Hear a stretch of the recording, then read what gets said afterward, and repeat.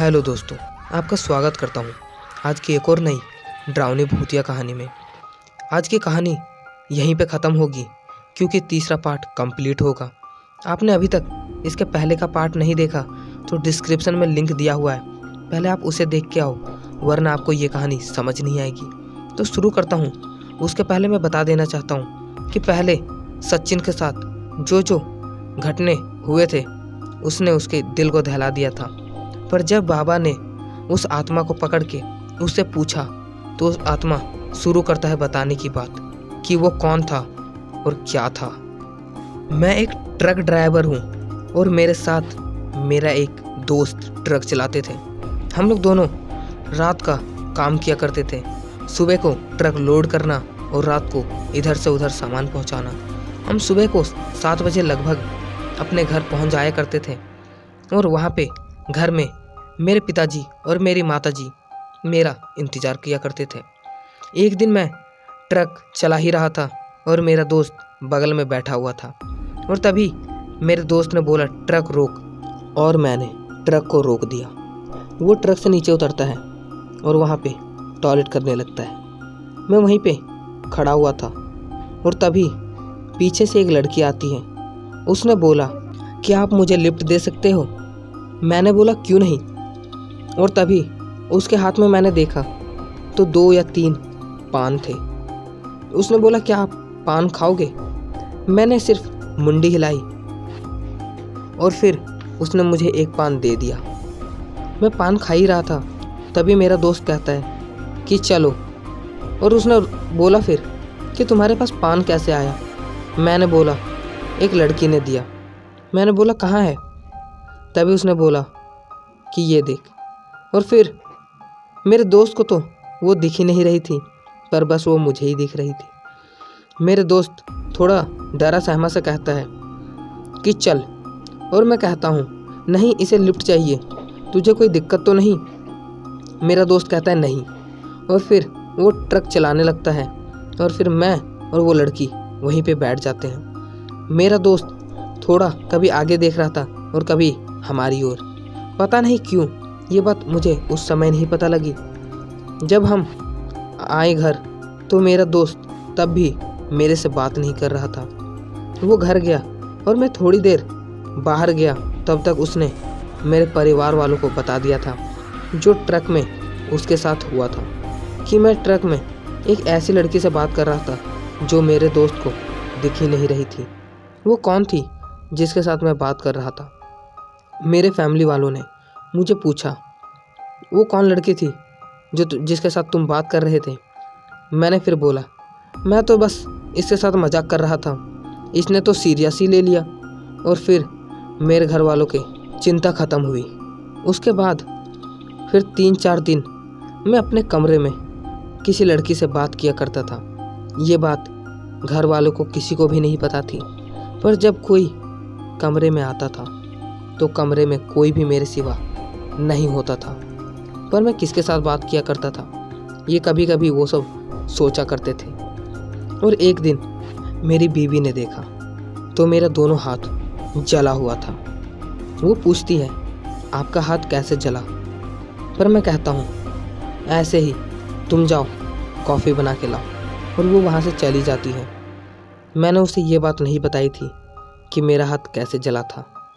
और फिर ऐसे ही कुछ 5 दिन 10 दिन बार बार थोड़ी थोड़ी दिन के बाद मेरे शरीर में उंगली, हाथ या कान कुछ भी जल जाता था। ये बात सब पूछने लगे ये तुम्हारे साथ क्या हो रहा है? और मेरी पत्नी को मेरे प्रति चिंता होने लगी। उसने तुरंत एक बाबा को बुलाया और पूछा। जो उससे पता लगा उसे सुनकर के घर वाले डर चुके थे, क्योंकि वो बताता है तुम्हारे पति को एक ऐसी आत्मा ने कैद कर लिया है जो उसे मारे बिना रहने नहीं देगी। वो उसे धीरे धीरे करके मारती जा रही है और अब हम कुछ नहीं कर सकते। घर वालों को ये बात सुन करके चौंक चुके थे कि करते भी तो अब क्या करते। और थोड़ी देर बाद मेरे पति के अंदर एक ऐसी चिल्लाने और रोने की आवाज़ आने लगी जिसे देख करके घर वाले डरने लगे। उसके बाद वो वहाँ से भागने लगा और जंगलों के अंदर भाग गया। ये समझ नहीं आ रहा था ये आत्मा कहाँ का है। और कुछ दिन बाद वो धीरे धीरे करके वो मर जाता है। वो तो ख़त्म हो गया, पर उसका सिलसिला अभी शुरू होना बाकी था। उसकी आत्मा घर में कहीं भी दिखने लगी। घर वाले बहुत चिंतित हो चुके थे। कभी भी कहीं भी वो बैठा रहता था। घर वाले डर के पंडित जी को बुलाते हैं और पंडित जी कहते हैं कि तुम्हें इससे बचने का एक ही रास्ता है। घर वाले पूछते हैं क्या है पंडित जी, बता दो, मैं सब करने के लिए तैयार हूँ। और पंडित जी कहते हैं एक चुनरी, लाल सिंदूर और एक मुर्गी। घर वाले तुरंत लाके पूजा शुरू कर देते हैं और रास्ते में सब पूजा कंप्लीट करके फेंक देते हैं। पंडित जी का कहना था जो भी इस चीज़ को पहले लांग कर यहाँ से जाएगा, ये आत्मा उसके साथ चली जाएगी और फिर ये घर कभी नहीं आएगी। और ऐसा ही हुआ। जो सचिन था उसने इसे लांघा था और मैं इसके साथ आ गया। सचिन को याद आता है, मतलब ये जो उस रास्ते में फेंका हुआ था वही है सभी मुश्किल का जड़। पर वो वहाँ पे कैसे आया? सचिन कहता पंडित जी इसे पूछो कि वो वहाँ से कैसे आया और किसने फेंका था और उसका घर कहाँ है। पंडित जी उसे ये भी पूछते हैं कि बताओ तुम कैसे आए और वो कौन है। तभी वो आत्मा बताता है सचिन ने उसे देखा है। सचिन तो उसके घर भी गया है। सचिन सोचने लगता है मैं कब गया उसके घर। तभी वो बताता है वो उस आत्मा कि वही बूढ़ा जो जब तुम बरसात में उसके घर बचने गए थे वही है मेरा पिताजी। जब तुम वहाँ पे गए तो फिर मेरे आत्मा को भी उसके घर जाने से कोई रोक नहीं सकता था और फिर मैं रोज़ उनके घर जाने लगा। और अभी तुम्हें ये भी नहीं पता कि अब मैं उसके घर भी जाया करता हूँ और वहीं पर रहता हूँ। सचिन ये बात सुन के डर जाता है और समझ जाता है कि अब उनके भी घर में परेशानी शुरू हो चुकी है, ये मौत की। मतलब जो उस बूढ़ा उस दिन बात कर रहा था वो यही आत्मा था जो उनको भी तंग कर रहा है। सचिन कहता है तुम क्या चाहते हो, तुम चले क्यों नहीं जाते यहाँ से। पर वो आत्मा कहता है नहीं, मैं नहीं जाऊँगा। मैं क्यों जाऊँ, मुझे भी तो किसी आत्मे ने ही मारा है। मैं उसे जानता भी नहीं था, वो तो ट्रक के सामने ही मिली थी और उसने धीरे धीरे करके मुझे मार दिया। मुझे उससे बदला चाहिए। सचिन कहता है वो कौन थी, वो तो मुझे भी नहीं पता। तभी दूसरा आत्मा एक और आत्मा को बुलाता है। वो थी वो लड़की जिसने ट्रक वाले को मारा था। अब पंडित जी पूछते हैं अब तुमने इसे क्यों मारा था वो बताओ, क्योंकि ये तुम्हारे लिए अब ये सभी व्यक्ति को मारने पर लगा है। वो आत्मा कहती है मैं इसे मारना नहीं चाहती थी, ये तो गलती से मरा है। जब ये ट्रक से जा रहा था तभी मेरी नज़र इस पे गई। ये पी के चला रहा था गाड़ी और मुझे पता है मेरी भी एक्सीडेंट ऐसे ही ड्राइवर से हुई जो दारू पी के चला रहा था और उसकी गाड़ी से मेरी मौत हो गई थी। मैं ये नहीं चाहती कि कोई भी ऐसे ड्राइविंग करे।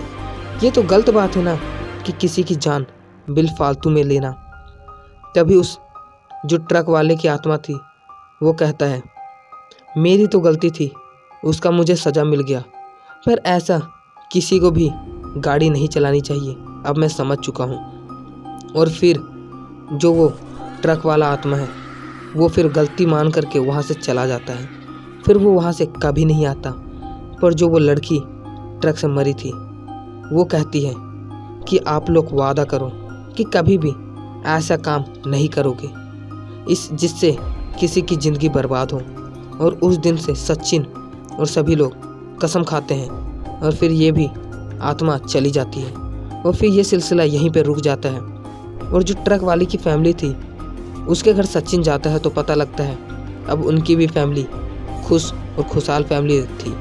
वहाँ पे भी अब किसी प्रकार का दिक्कत नहीं था। सचिन ने अपना काम छोड़ दिया था और वो गांव चला गया था। अब सचिन गांव में ही रहने लगा और कहानी फिर यहीं ख़त्म हो गई। होप गाइज आपको इन तीनों पार्ट आपको बहुत अच्छा लगे होगा। आपने हमारे चैनल को अभी तक सब्सक्राइब नहीं किया तो कर लो। हम इसी के प्रकार 8 से 9 बजे तक आपके लिए डरावनी भूतिया कहानी लाते रहते हैं।